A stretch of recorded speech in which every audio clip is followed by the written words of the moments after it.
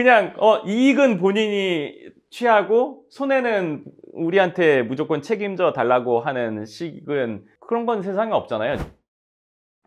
반갑습니다. 영병부동산연구소 황소장입니다. 오늘 영상 질문으로 시작하겠습니다. 네, 소장님, 그 임대 보장에 대해 여러 번 말씀해 주셨는데 혹시 저희 회사에서 임대 보장을 받으려면 어떤 조건이 있을까요? 우리가 임대 보장 관리를 하는 건물은 일단은 우리를 통해서 건물을 갖게 된 것, 뭐 당연하죠. 그리고 두 번째는 그 건물의 임대 관리를 우리한테 꾸준히 맡기고 있을 것, 이것도 당연하죠. 왜냐면 뭐 우리가 임대 관리를 하고 있다가 다른 데 맡겼다가 아니면 본인이 별도로 하다가 뭐 문제가 생겨서 우리한테 뭐 맡아달라고 하거나, 이거는 좀 그렇잖아요. 꾸준히 저희가 임대 관리를 하면서 건물 상태나 임차인의 상황이나 이런 것들을 정확히 파악할 수 있어야 임대 보장이라는 거를 우리가 해볼 수 있겠죠. 왜냐면 임대 보장한다는 거는 사실은 리스크가 엄청나게 큰 거잖아요. 세입자 유무에 상관없이, 연체 유무에 상관없이 임대료를 보장한다는 거, 그리고 그 임대료가 몇십만 원, 몇백만 원이 아니라 적어도 몇천만 원 이상 되는 거를 보장한다는 거는 리스크가 크기 때문에 그 리스크를 적어도 우리가 확실히 알고 있을 때 시작하는 거지, 그냥 모르는 상태에서, 아니면 리스크가 엄청나게 큰 상태에서 할 수는 없는 거잖아요. 그리고 세 번째는 현재 예를 들어서 임대 보장 관리를 신청할 때 그 당시에 해당 건물이 만실이어야 돼요. 가득 차 있어야 되죠. 그 말은 뭐냐면 나는 건물이 비었는데 이제부터 임대 보장해줘, 이거는 사실은 좀 그렇죠? 이상한 일이죠. 그렇게 될 수는 없잖아요. 우리가 예를 들어서 건강보험도 아플 때는 가입이 안 되잖아요.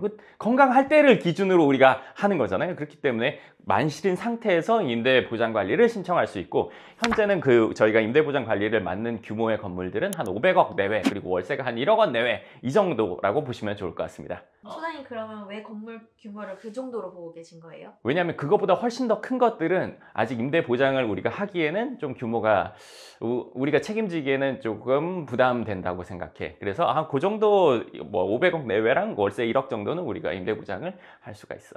소장님은 A급 건물만 하신다고 들었는데 그러면은 10년, 20년, 30년 계속 만실해야 되는 거 아닌가요?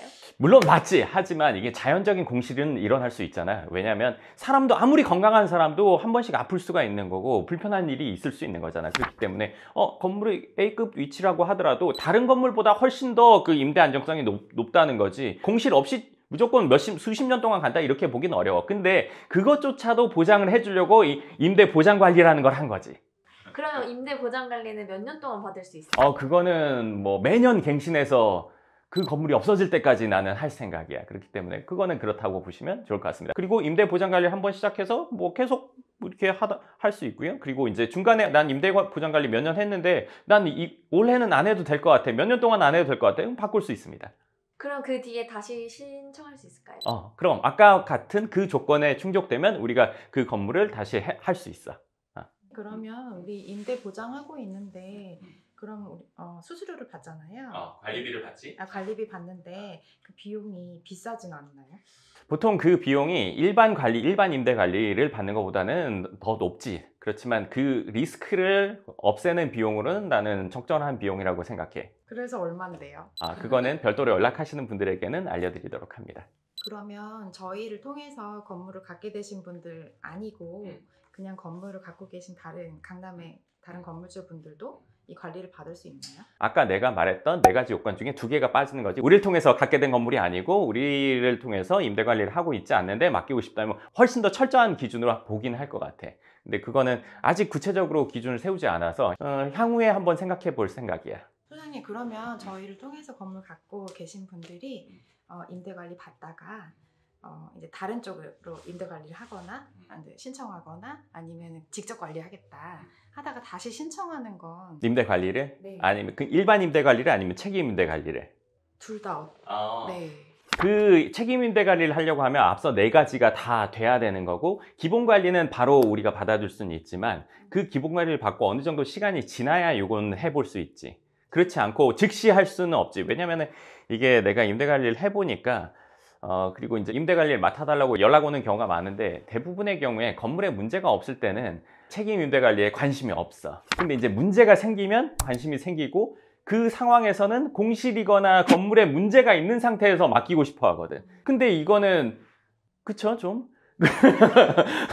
그냥 이익은 본인이 취하고 손해는 우리한테 무조건 책임져 달라고 하는 식은 그런 건 세상에 없잖아요. 제가 이제 우리가 책임지고 한다, 확실하게 한다 이런 얘기를 많이 하다 보니까 때로는 그러면 책임은 다 져주고 나는 이익만 볼 거야 이렇게 혹시나 생각하는 분이 있을 수도 있는데 그렇게 되기는 좀 어렵죠. 우리가 자동차도 사서 뭐 5년 10만 보증받는다고 하더라도 그 사이에 치명적인 문제는 안 되는 거잖아요. 내지는 그 기간이 끝났어요. 아니면 그 차를 보증 기간이 끝나도 보증 연장을 계속 할 수 있단 말이에요. 어떤 브랜드의 차들은. 근데 보증 연장 안 해서 본인이 그냥 관리하다가 문제가 생겼다고 해서 그냥 책임만 져줘 이렇게 해버리면 하겠다는 사람은 없잖아요. 그 서비스를 가입을 해야 그거에 맞는 보장을 받는 거잖아요. 저희가 하는 것도 그거와 일맥상통하지 그냥 저희가 했다고 해서 뭐 평생 책임을 진다 이렇게 보기는 어렵습니다.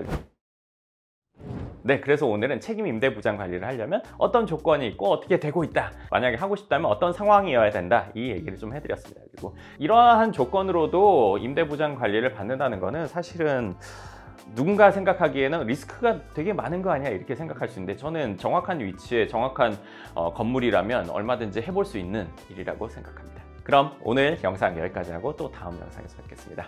감사합니다.